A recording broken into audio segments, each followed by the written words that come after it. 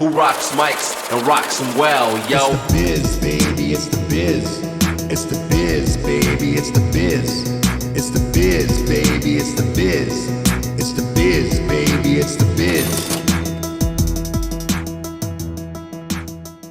All right, welcome back to the biz. I haven't probably done one of these in a long time. If you're watching this 10 years from now, we're still in coronavirus and I no longer do this podcast.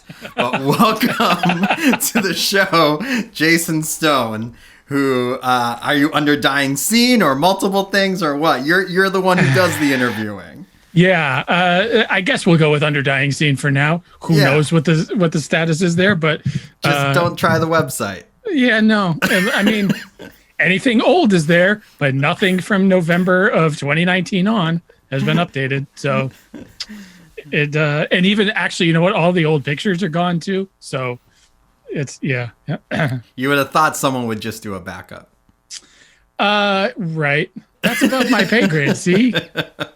This is the biz. That is above my pay grade at the biz. So I mean, you know, we were just talking about like, you know, you said I'm running a little bit more professional than you just because I'm running my audio through Logic and stuff like that. Mm-hmm. But it's true. Like, how much effort do you want to put into this thing? And I always am asking myself that. I'm like, you know, it's not like I make money off of this. Right. So like, do I want to buy a different interface and a different microphone and do all this? And when at the end of the day, it's probably going to do the same thing it's going to do anyway. I have a fun little Shure sort of fake bullet mic now. Yeah. That this is the first time I'm using it for a music related thing. It sounds very good. I'm glad because every interview that I've done up until now has been with $7 headphones that I got at 7-Eleven that I use for my cell phone. So, and this I got for Christmas, so I didn't even buy it. So thanks, Mom and Dad. Right. So we can thank them for your audio quality. But you're like, I think we picked the one genre really where, like, if you're making money off of doing something like this, it's bad. Like, so I just went over 10 years. It's been 10 years and a month now that I have been writing or whatever I do for Dying Scene, and have made a total of $0. So right. Good guest to have on the biz. But every person that I talk to about what I do that's outside of our little world thinks A, that it's cool that we do it, and B, that like, oh, we must make money doing that. Right. I'm guessing people right now are learning that you haven't made a dime off of it. I've made a grand total of $0. Well, I should say I'm definitely in the red in the amount of money that I've made from doing Dying Scene, whether it's from buying cameras or buying tickets for shows, or because, you know, sometimes we do get comped, obviously, and that's nice if we're shooting a show. But sometimes I like to support my friends and the bands that I love, so I buy tickets anyway, whatever. Right. But yeah, I've made $0. Well, I mean, it's like, all right, so you've been going to shows for so long, and you've been paying for tickets, you know, and you support all these bands, and you take it even a step further and interview them and want to talk to them for God knows what reason.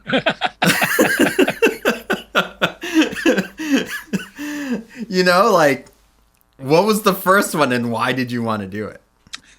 So I started, well, okay, so to rewind like way back, when I was in high school, I grew up in New Hampshire, as some people may care about, some people don't.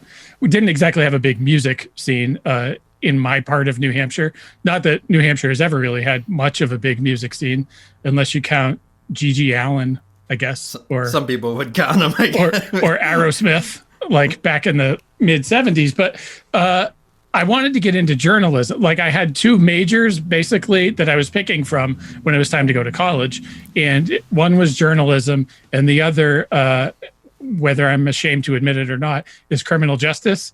And I remember having the internal conversation at 17 that, well, I feel like I'll probably have more chances at an actual career if I go into criminal justice and not journalism, because I don't feel like I'll actually make a lot of money doing journalism. Right. And I essentially regretted that from like day 2, really. So of course I went on to get a master's in criminal justice because that's useful. But so 11 and 10 and a half years ago, I got turned on to this site called Dying Scene, and I had been sort of attached to the punk rock scene. That was our little crew in southern New Hampshire growing up, and I drifted away and went through my bad phases of listening to new metal and shit like that. But then I started to miss going to shows, miss the whole punk rock world. Somebody turned me onto this site called Dying Scene, and I said, oh, that's pretty cool. So I started to read it, and then the guy that ran it, who his name is Dave, for those that don't know, and we could maybe talk about his exploits later. I love you, Dave, wherever in the world you are Dave right now. won't watch this. He's too busy paragliding in Panama. If Dave does watch this, that means shit went bad. Yeah. His last Instagram post, I think he was having like brunch in the Serengeti or something. Like I love the guy. Anyway, so he put out an APB that like he was looking for writers, and I said, well, how hard could that be? I had a kid, I was at home, I was in grad school. I said, why not add something else to the plate? Sure. So I did. And it started as just like news aggregate stuff. So we would check the MySpace feed, and we would check the RSS feeds for bands that updated their MySpace pages or whatever with tour dates or with music. And so we would just essentially write news stories based on that. And I started to, I don't want to say get bored with that. I did a lot of album reviews for a while, sure. And I ran out of adjectives. Like, there's only so many ways you can describe the drum beat in a punk rock song. Like, I banned myself from using the word angsty because the word angsty got thrown around too much. I'm like, I can't do this. I need to do something else. So we had a few people that did interviews, and so I just wanted to join the team, and then it sort of became my thing after a while because it was the thing I liked to do. And then I guess some people told me I was sort of good at it. I think the first interviews I did were email interviews. And I don't know if you do many email interviews, but usually they suck to do. My favorite interview I've ever done is an email interview. Like bullshit answers you gave or something like that. If you send me an email interview, I am putting a very small amount effort into my answers, or I'm going to put a lot of effort into my answers, and they're all going to be fake. And we got one from someone in Ireland for like some like pop culture like paper in Ireland, in Dublin. And I was like, there's no reason we should be in this. I don't know if this is like... How did they find out about you? Did you ever hear that? Oh, no, they like just got the email, and they're like, we'd want to interview Rebuilder. And I was like, yeah, that's cool. And then like they sent it over, and it was just like the copy and paste. Like, you always know when it's like, it opens up and it says like, please give your band name and where you guys are from. And I was like, oh, come on. And it was like, I just went off into where I talked about our Blink cover set at Fest. And I was like, we were covering Blink and we were really having a hard time. So we emailed Scott Rayner and we asked him because we were doing Dude Ranch, and we were like, how did you like play these parts? And he gave us some tips about it. So we were FaceTiming with him, but we had some trouble with the guitar parts. So we brought into the FaceTime video Tom DeLonge as well. And it was like, that's the first time in years that they had ever even talked to each other, was through this FaceTime to show us how to play their songs from Dude Ranch. And it spiraled. I mean, it like spiraled so much into that, to the point where I was like, we did the set, and afterwards we got like we uploaded the footage to YouTube, and Tom saw it and sent us an email, and he was like, thank you so much for doing this. It meant so much to talk to Scott again and everything. And I was just, and like, I mean, I submitted it and they ran it, and I was like, I don't know who read this and was like, this has to be accurate. Yeah, right. But they ran it. And out of all the interviews I've ever done, that's the one I always remember. That is awesome.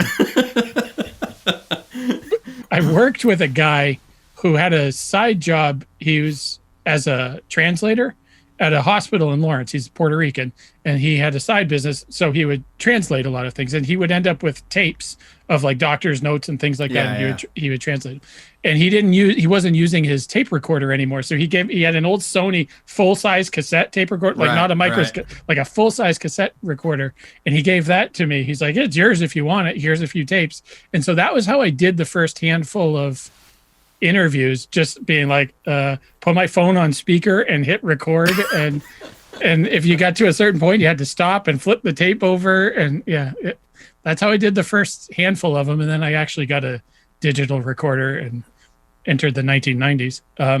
In college, I interviewed Kate from the Souls. So yeah. It was for my music business class, and I think my teacher was like, I want you to interview someone you don't know, because he knew that I knew a lot of people. And I was like, this will be easy. And he's like, interview someone you don't know. And I was like, okay. And I was like, well, I love the Bouncing Souls, and I've seen the DVD and everything, and I would love to talk to Kate from the Souls. And at this point, I hadn't really met her. But Keith Schubert, my friend who was their drum tech, who owns Taco Party in Somerville, I emailed him and I was like, do you have her contact? And he was like, yep, tell her I sent you over. She's great.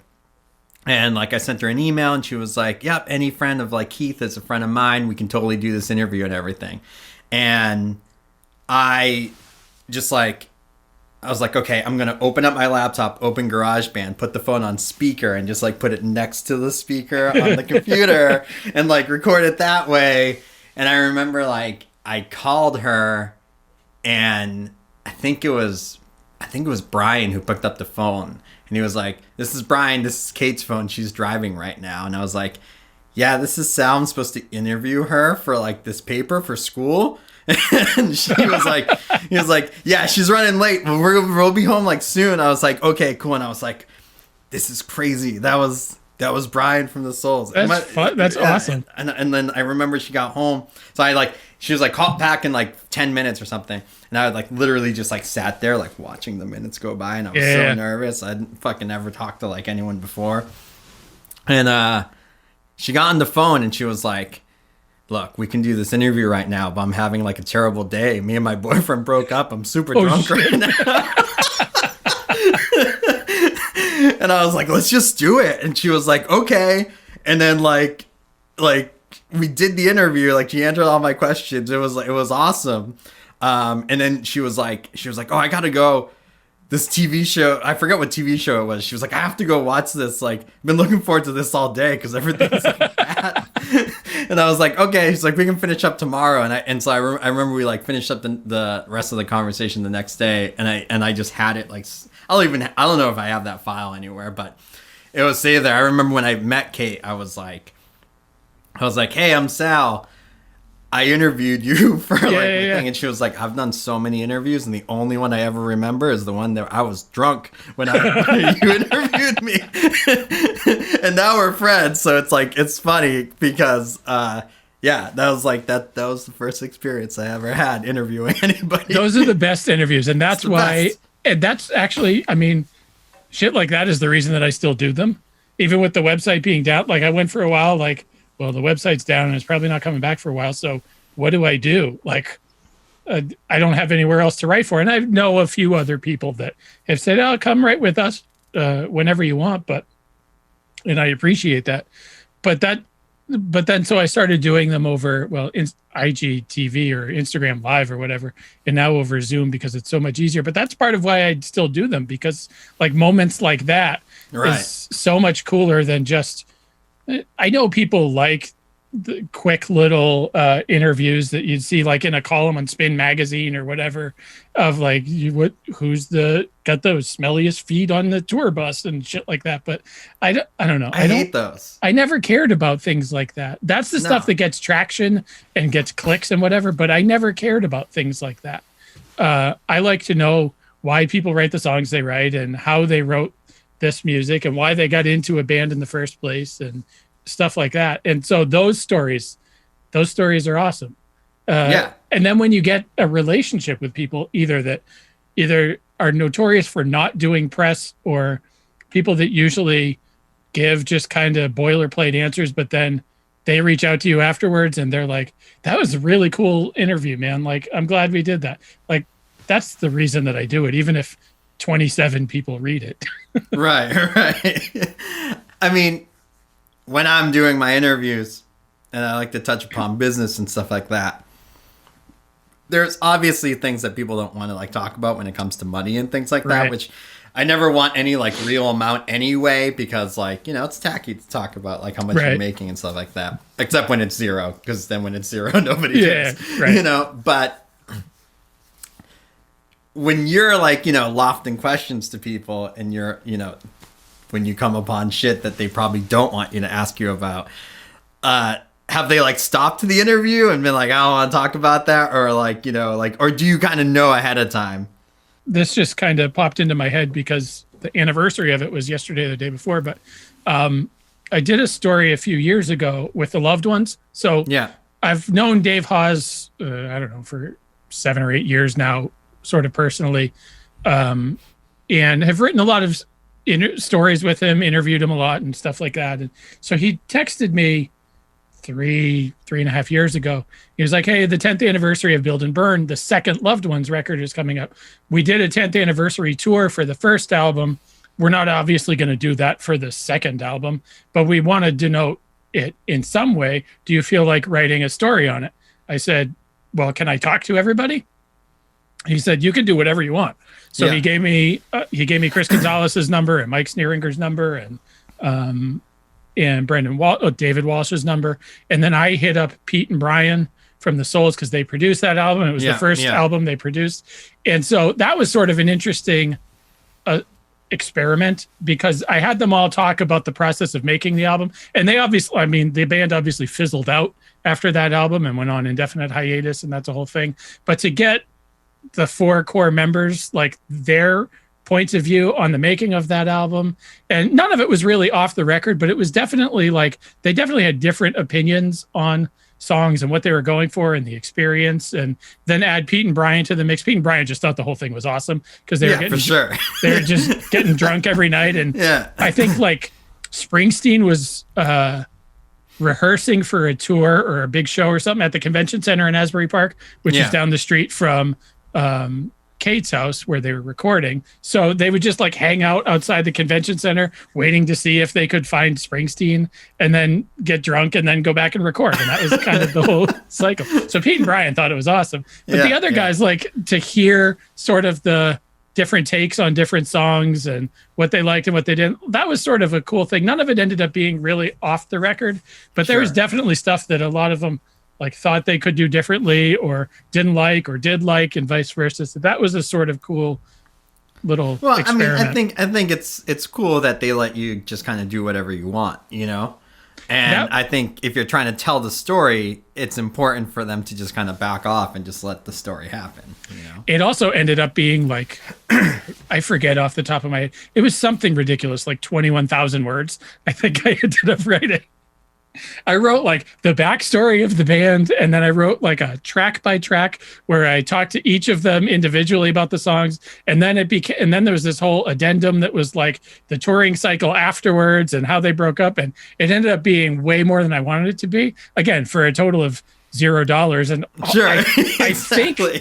think the guys in the band at least read it.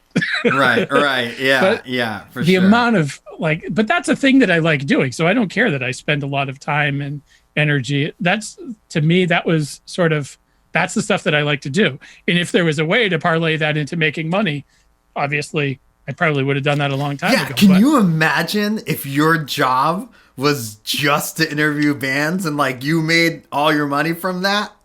Well, I mean, so I like a lot of rock and roll biographies and stuff. So I read a lot of biographies, and there are people who, through the 1980s anyway, until shit sort of changed, but there are people who made their living just as music journalists. Right. Which blows my mind. Like they just got to hang out with, I think that's even how like Springsteen's manager, John Landau, I think that's what he started as. He was just a writer, and he hung out with Bruce, and then he just became his manager for like 50 years.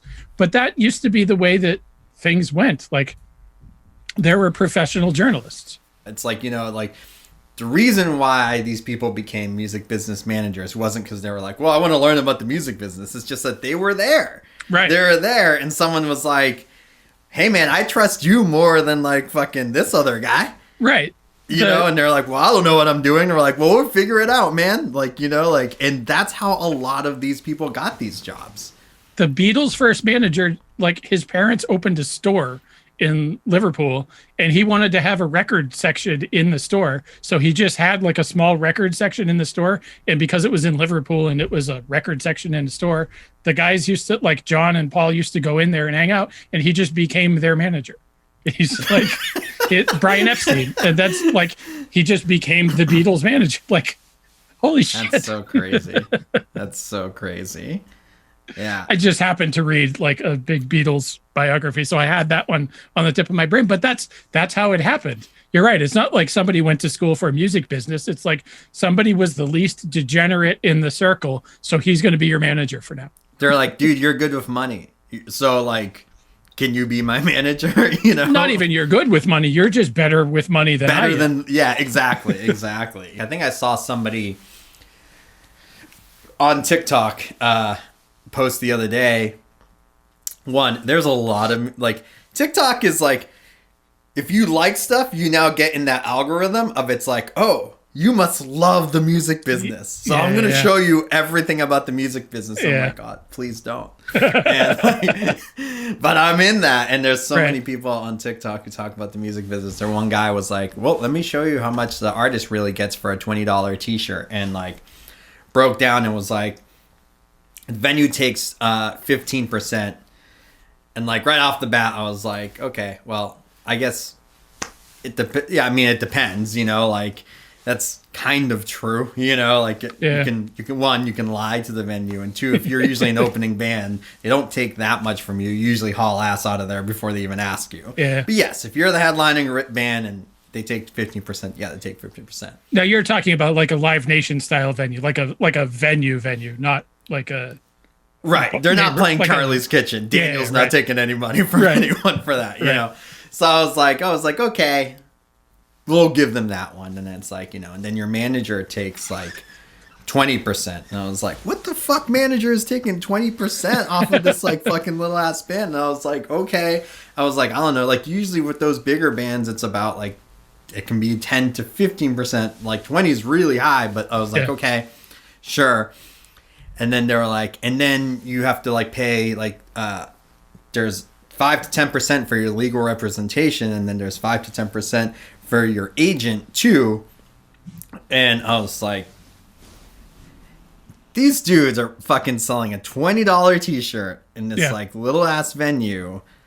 Like, they don't need all it. And then they get down to basically where there's like literally like $5 left, and then they're like, and then split between the band members. Between 4 people. And I'm like, you guys split all the merch between 4 people? I'll tell you right now, fucking like most bands I know, like, you know, I always tell people, like, the way that money has always flowed in Rebuilder. Yeah.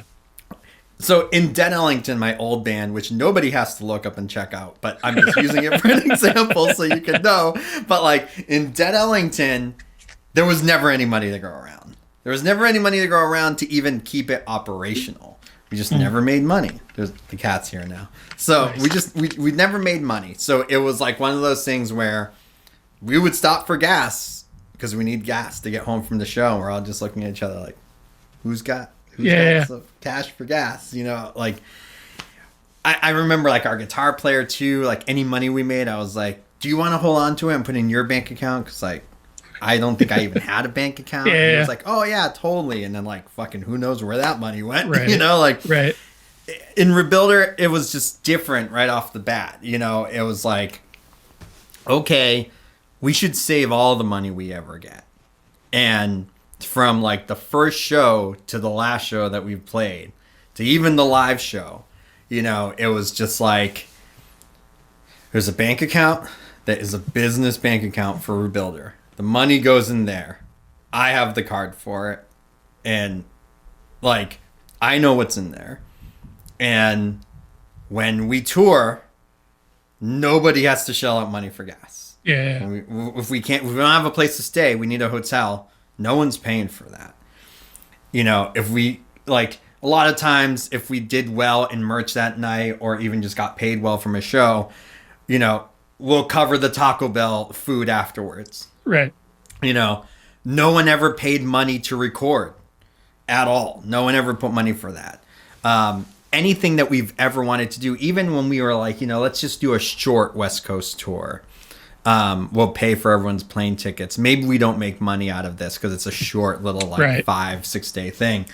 But our loss would actually be a lot less because we're going out for less time, which makes it, and like we've never done very well in California. So we're like, let's tell California to fuck off and we'll just stay in Pacific Northwest where we've done really well. We came home from that tour and I think we made like $200 profit. And I was like, that's great. That means everyone's paying to got paid for. I didn't look at that $200 and go, all right, now there's 4 people in the band. So, right. For what? We left for like a week, like all of us have jobs for the most part. Like even now during this time where we haven't had jobs, when we did like, the live show, I was like, all right, the live show did really well. I can afford to give everyone X amount of money. I was like, and me and Daniel were like, look, we're making like unemployment right now and extra money. Like, I'm just not going to take my portion and like, I'm going to leave it in there because we want to try to press this on a record. And everyone in the band was like, yeah, man, just like leave it in there. Like, this was just fun and like thing to do. And I was like, cool, thank you so much for, doing that. But I gave everyone the option. And like, it's honestly like I have found it being like the best way to like run this band is we've been able to do all the things we want to do. I've never had to look at it and been like, I don't think we can afford to do that. It's always been a matter of like time and can people get the time off? Yeah. It would be nice to be on this next tier of being like, this is your job. So there, like we will practice 3 to 4 times a week if we want to. And that is now our job. Is that we make so much money off of Rebuilder that we have literally nothing else that we have to do, which would be great. But, like I just kind of like it's a lot harder to have people stick around and want to do something when you have a band where you're like, you got to pay your dues every month. Like the one thing everyone pays for in this band is like the practice space because you're storing your gear there and like we all just kind of split that. And that's always like the one thing everyone pays for because I think if the band had to pay for that every month, we'd eventually just be broke. The money wouldn't be there to do the stuff. But it's one of those things that when I started helping out other bands and noticing that no one had any money, I was like, why don't you guys have any money? Yeah. And they're like, well, there's, if you're a ska band, it's like, well, there's 8 of us. Right. Like you giving everyone $15 at the end of the night, like just hold on to it, save it, put it for the gas for the next show so you can actually do things, Did somebody give you that advice? Is that why you did things differently with Rebuilder than with Dead Ellington or? No, I think it was just, I wanted everything to be different with Rebuilder than Dead Ellington. I was like, I don't want to press 1,000 CDs that stay in the basement forever because that was the way. Everyone knew when you ordered CDs, 1,000 was like the price point that made most sense. 500 to 1,000, there was like a difference of something like a couple $100. So you were like, we won't sell 1,000. Yeah, right. But we should get 1,000. I still have like 1,000 Dead Ellington CDs in the basement, and I've thrown out full boxes into the trash, just here we go, fucking Newberry Comics ain't taking them, just thrown out full boxes of CDs. And when I made Rebuilder, I was like, I don't want to ask anyone for money. I even remember a conversation I had with Yosef, who did a lot of our art, who's done art for everyone for as long as I can remember. But Yosef once, as a joke, it's so funny that this was Yosef's joke, but he said as a joke, he was like, I want to make a band that doesn't pay for anything. Like not even the instruments, like the concept of the band comes alive, but we have to get like the instruments and everything by not paying anything. We can get it donated. We can do this. And like, you know, you just can't pay for anything at all. And I remembered that, and I was just kind of like, I wonder if you'd be able to do it, you know? And like, I think in my thought process, I was just like, yeah, I mean, like, maybe we can just make it so that no one's paying out of their pocket, but things still cost money because that's the world we live in, you know? And I think I like, even like, because our, you know, we had the first, it was technically the second show, but it was opening for Dropkick at House of Blues. And I was like, well, I don't want to do 1,000 CDs. I'll do 1,000 stickers with our Bandcamp on the back to the EP, and we'll pass those out, and then I can look online and see if anyone went and listened to it. Yeah, that was like, and I was like, that 1,000 stickers are cheaper than 1,000 CDs by far. Right. I can see if anyone listens to this. We're a brand new band. No one knows who we are. Let's just make an EP that's free, that didn't cost us anything because Craig recorded it in our practice space. And let's just put it out. Yeah. See what happens. So I think it was just, since that was like the catalyst for me, it was always like, you know, even now I'm like, how much stuff can I do on my own, like graphic design wise? You know, like I can't design the live record, but I can do all the mock-ups, you know, for like the merch and stuff. So like all those, the pre-sale mock-ups, I did all those, you know, and like they looked like fucking as if like fucking pure music or volume put them out yesterday for their new band, you know, like, and you know, it just takes like Google searching, like Photoshop vinyl template mock-up. This one looks good, you know, and it's like, you know, but it's funny because like, you know, if it is like a bigger label, they would like hire this graphic designer to do all that and pay. They could bill for like $500 just to do the mock-ups, maybe more, you know?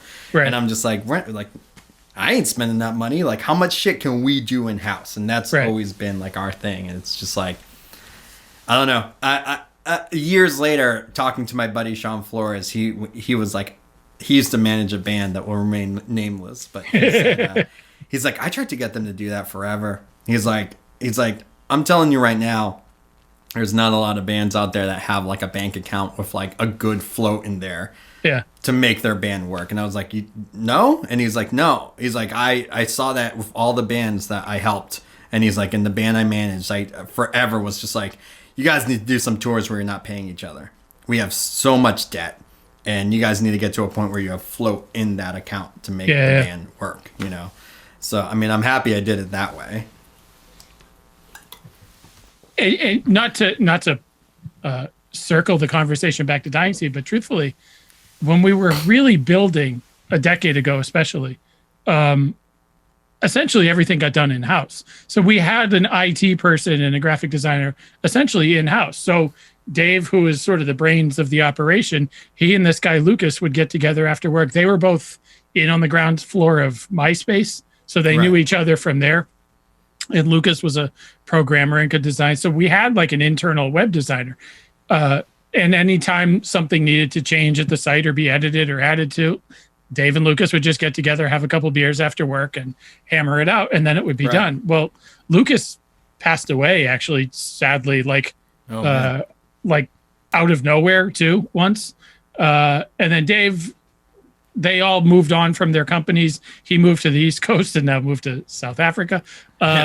So the people that we had in house to do all this stuff, just kind of, people get older, people hit their 20s, people hit their 30s, people have kids, people go to grad school, people get real jobs. And so they don't really want to do it anymore. And when Dave for a long time, and he has talked about this a lot, is that he was in on this other company on the ground floor, and he didn't necessarily have an awful lot to do as the company was getting ready to go public. So he had a lot of time to just recruit staff members, to teach people how to write, teach people how to use WordPress, design the site and stuff like that. Then his company went public and whatever. And so he had a lot more responsibilities. So he just didn't have the time to do that. And so that's kind of why it has fizzled out. And so we've had people look at it over the course of the last year. He has.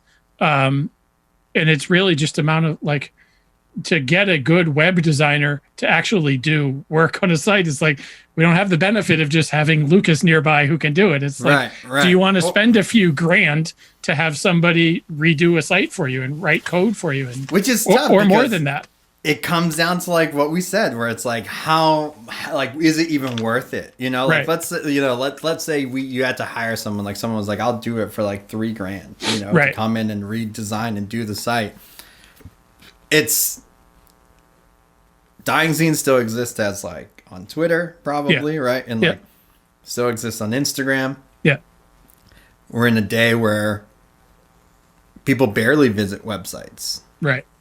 You know, like, I bet you there's a lot of people who don't know the Dying Scene website's down because they're like, well, I see the updates all the time on, like, you know, Instagram, all Right. this stuff, you know, and it's like, well, you know, maybe it's just shifted that way. So it's like, you know, do you spend that whole lot of money? It's like, you know, for what's the return on it? You know, we're not Right. making back money on it. But you know, it's like there's people that like are in this scene who do have skills and stuff like that, and like that's when people like help each other out to do it because they believe in it, like you do Right. these interviews and stuff like that. Right. And it's nice, like, I mean, that's when you had Luke to do it. He probably just loved music and punk rock and stuff like that. Yeah, I you know? think he was even like a metal guy because we had like a metal sister site called Metal Riot for a while. I don't know if it still exists, but they sort of came up at the same time, and then Dying Scene took off. But I think Lucas, from what I understand, was more of like a metal guy, Right. but he was just friends with Dave, and they worked at MySpace together, so they would hang out, and that was what it was. But it was just fun for them to do, and everybody that we had sort of in like that early team, that just did it because we felt like doing it because it's punk which rock. which is how a lot of this goes, you know. It's Right. like there's a lot of great bands that when they eventually start fizzling out, it's just because like people get older and they get more responsibilities, and then they're just like, maybe it just becomes not fun. But you know, it starts off as being just like this, it's a good time with friends, you know, like, Right. and like, I mean, I remember so many bands that I liked when I was in high school. I was always like, oh, why did that band break up? They were such short lived. And it was like, well, they were like 17 and two of those dudes went off to college and it was Right. all over. You know? Right. And it's like, how many bands do you know of that where you're like, oh man, but they made like this fucking sick record when they were like teenagers, you know?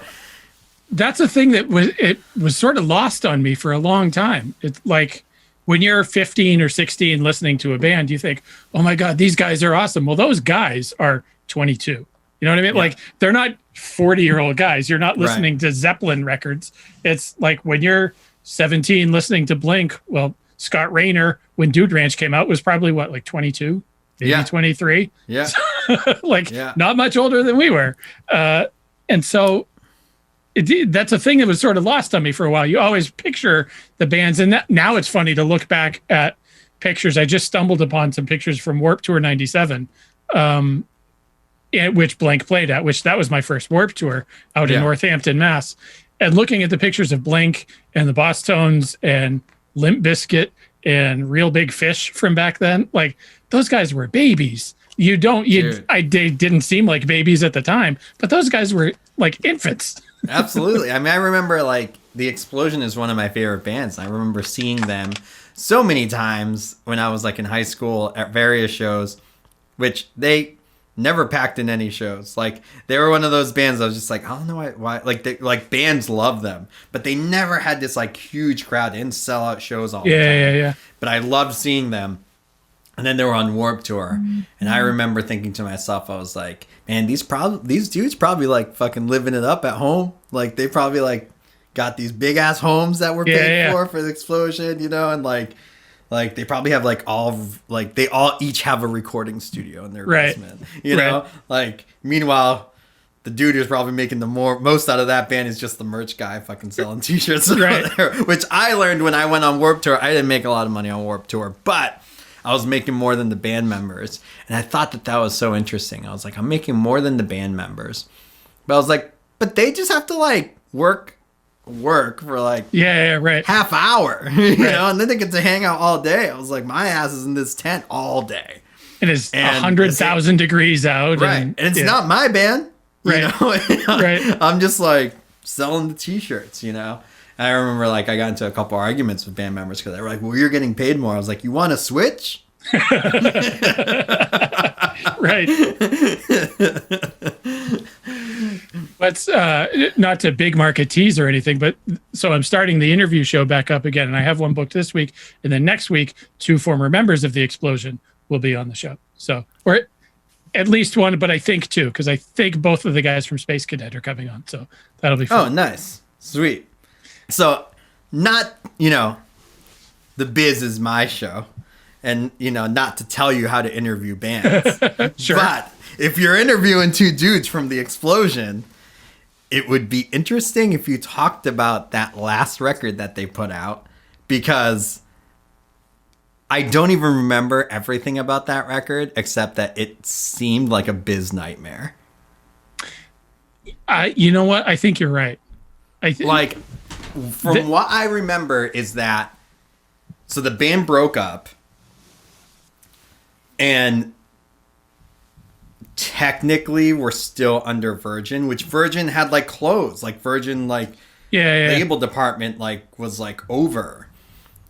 I saw that Vinny from Less Than Jake on Paper and Plastic said that he was still going to put out the last Explosion record on Paper and Plastic, or it might have even been Fueled by Ramen at that point. I don't remember. I think it was Paper and Plastic. Yeah. Yeah, and I remember reading a thing. I think it might have been even on Punk News that was it's a cool record. It still sounds like Explosion. It's kind of weird at times, but I think it should still see the light of day. Then it never came out on Paper and Plastic, and I think there was probably even an issue of trying to get the record from Virgin.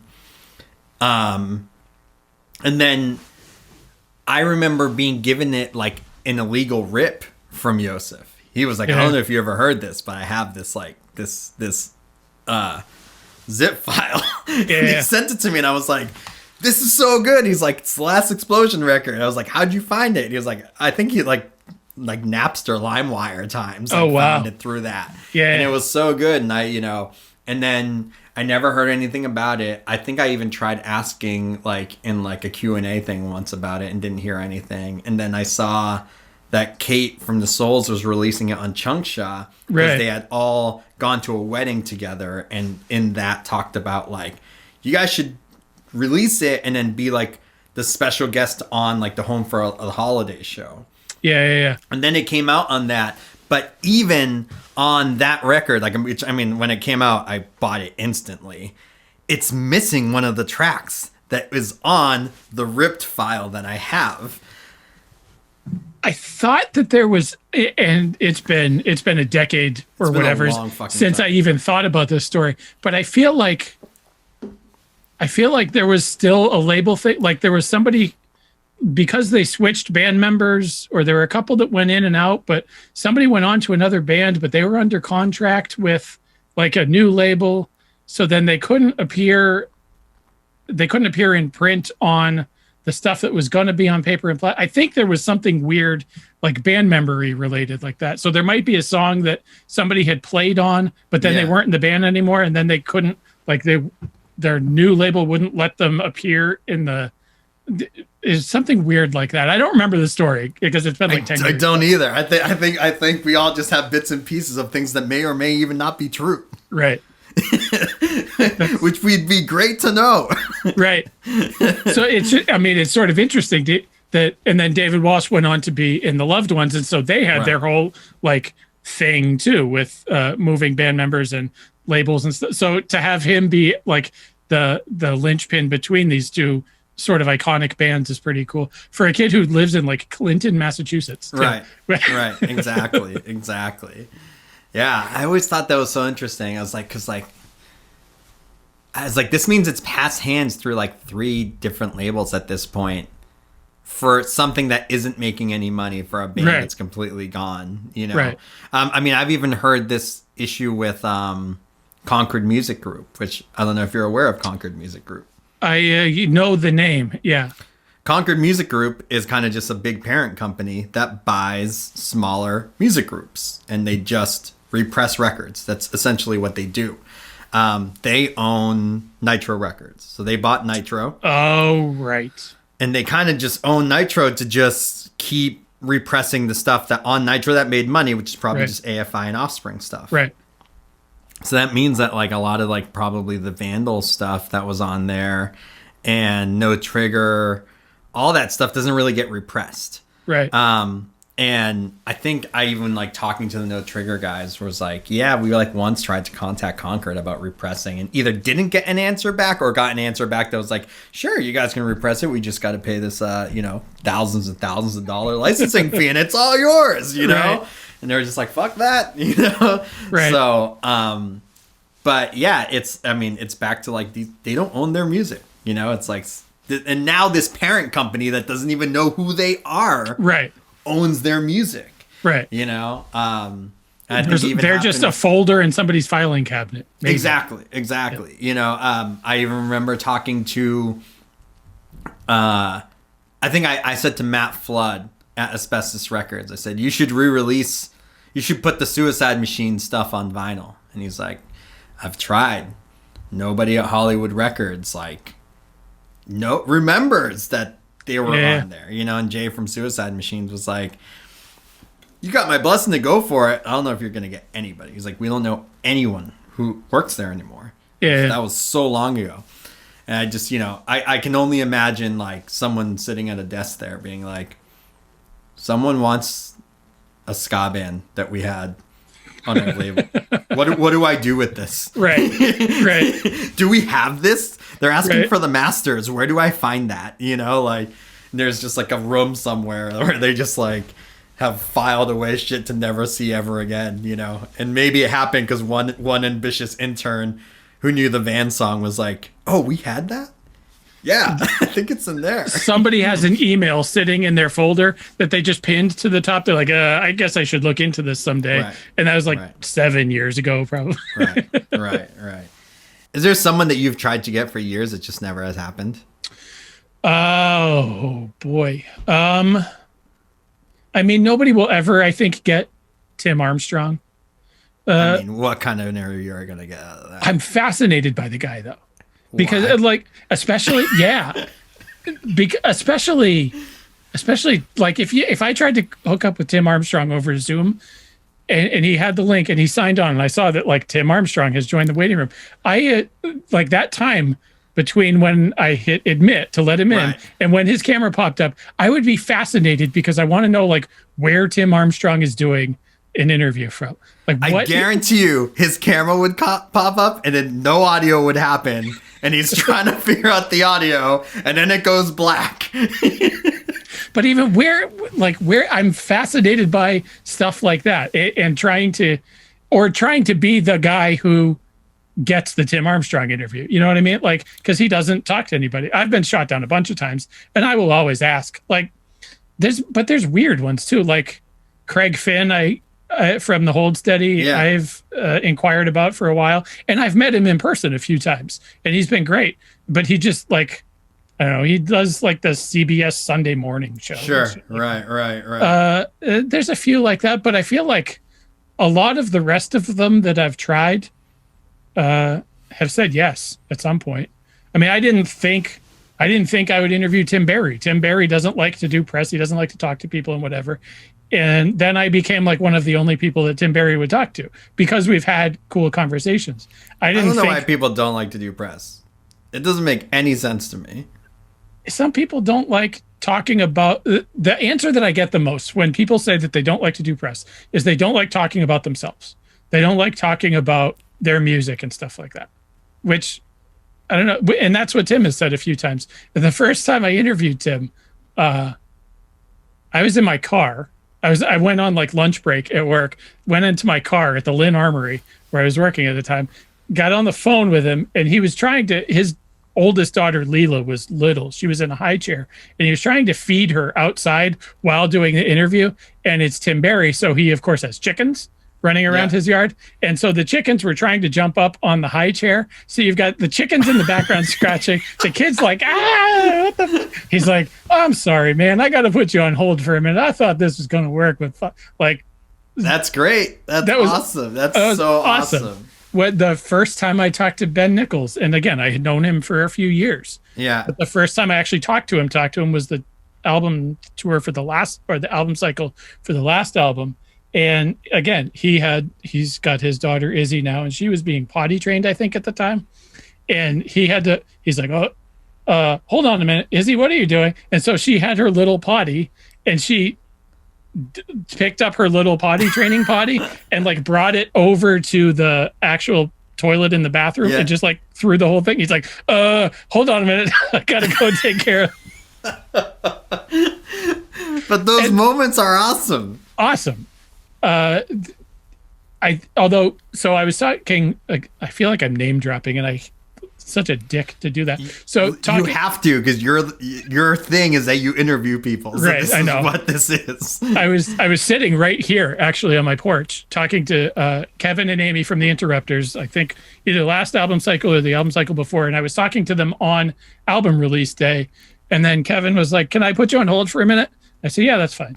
And so I was on hold for like a minute, and they came back. They're like, "Want to know why we had to put you on hold?" I was like, "Sure."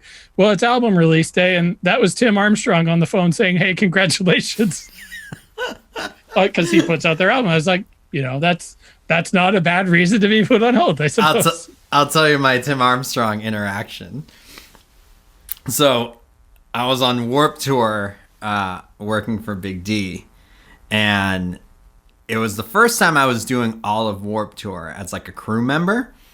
And it's very high school-esque. Yeah. And, like day one, getting your food tray, like at lunchtime, and just looking around and being like, where can I sit? And having like no place to sit. And I felt very uncomfortable and awkward. So I'm looking where to sit, and Chris Bush, who played sax for Big D, was like sitting somewhere. I was like, I can sit with him because I know him. So like I sit with him. And he's like, "What's up?" And I'm like, "What's up?" And we're eating. And then like he's sitting like with a bunch of people that I don't know across from him. And I was like, "I think that's Tim Armstrong, but I don't know if it is." Yeah. Doesn't look like Tim Armstrong, but like maybe. And like Chris left, so it was just me at this table with like all these people, and like I just kind of like mind my own business a little bit and just kind of like ate my food. And then he said to me, he's like, "What's up, man? Like, what's your name?" I was like, "I'm Sal." He's like, "I'm Tim." And I was like, "Shit, it's fucking Tim Armstrong." And he was like, "What do you do here?" I was like, I'm selling merch. I'm a merch guy for Big D and the Kids Table." He goes, "Do they have horns?" It's a ska band, Big D and the Kids Table. He goes, "Do they have horns?" I said, "Yeah." He goes, "I need them to record on my track. Can you bring them over to me?" I said, "Yeah, man, I'll introduce you." And so like later, like I went back to the bus and I was like, "I met Tim Armstrong. He wants you to record horns on his track." Yeah. And they're like, "What do you mean?" I was like, "That's just what he said." Yeah. Right. So I see him later, and I was like, "Hey, man," and he was like, "Oh, hey, how's it going?" Like he remembered me. And I was like, "Those guys will record horns with you." He goes, all right. Tell them to find me like tomorrow at my bus. And I was like, "Okay." And then like I just relayed that message, and they're like, "Where's his bus?" I go, "I don't fucking know, man. Yeah, like, right. I have no clue whatsoever." And then I think they did at some point. Like they found his bus, and he was like, "I got this track I need horns for," or whatever. And I think I might have even been the one who like made that introduction for that band to Tim Armstrong. But every time I saw Tim Armstrong after that, like I'd watch a band side stage if I was taking a break or something, and he'd see me, he'd make a point to come over and say hi to me. And I was like, this is so weird that Tim Armstrong is coming over and saying hi to me. So then like we were talking after one of the shows, and I was like, "I'm a lefty." And he was like, "Oh, you're a lefty? You got to come look at my guitar." And so he brings me on the bus and he shows me his guitar, and I was like, "That's awesome. Yeah. That's great." He's like, "Yeah." He's like, "Let's go watch a movie." So then we're just in the front lounge watching a movie, and there's like the two like security guards in there, and they're just like kind of looking at each other like, "Who the fuck is this kid?" And I'm just like sitting there like, we're not talking. Yeah, right. This movie is playing. Security is like, we don't know what the fuck is going on in here, what the vibe is. And like Tim just like watching, I was like, "All right, man, I'm gonna catch you later." He's like, "Yeah." And I was like, "Okay." And then I just like got off the bus, and like every time I saw him, he like said hi to me. He made a point to say hi to me, and like that was it. And I remember like I think when my buddy Judd was selling merch for Rancid, It was like last time they came to House of Blues, so it was like it wasn't that long ago. It was probably like within like the last 5 years or something. Yeah, it was yeah. It was like 20th anniversary, maybe, for Out Come the Wolves. Right, something like that. Yeah. And so it was like 2 nights or something. I'm helping Judd sell, you know, and I just, at that point, I mean, I just show up, you know, near doors or whatever and just like set up and everything, and we sell. And afterwards I was like leaving, and like I think maybe Interrupters were on that show or something. He went, or like someone went, he went to say hi to someone in like the little green room that's on the first floor. Yeah. And I was leaving out the back door, so I talked to him and I was like, should I say hi to him? I don't know. I was like, you know, he's not gonna fucking remember me. It's so long ago. And he makes eye contact. He's like, yo, man, what's up? He like comes up, says hi to me, and I'm just like, this is so strange that this man remembers me just from like eating fucking at the same table as him as Warped Tour.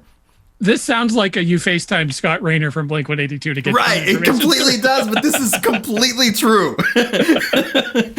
This one is like completely true, and it's very strange. That is wild. Mm-hmm. That is wild. Yeah, I find him to be a fascinating like creature. I mean, I guess person, but I feel like he's a fascinating creature. Like I'm genuinely interested in where he would be talking to me from, and what he doesn't do press, so he'll never talk to anybody. See, I'm like interested, like, what is a day in the life of Tim Armstrong? Like, does that guy go to Whole Foods, like, alone?